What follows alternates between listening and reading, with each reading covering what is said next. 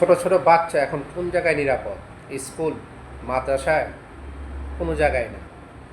ছোট 11 বছরের বাচ্চা, একটা শিশু বাচ্চা, তার পেটে 5 মাসের সে অন্তঃসত্ত্বা। সে এক শিশু, তার মধ্যে এখন সে এক অন্তঃসত্ত্বা।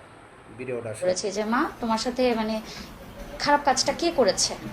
সে শুধু হুজুর হুজুর শব্দটা সে 2বার বলল, হুজুর বলে মানে বাচ্চাটার পুরো ফেসে আসলে এতখানি ভয়ের এক্সপ্রেশন ছিল, মানে সে এদিক ওদিক তাকাচ্ছে রীতিমতো। সে কমফোর্টেবল না, সে একদমই আনকমফোর্টেবল, চোখে মুখে পুরোপুরি ভয়।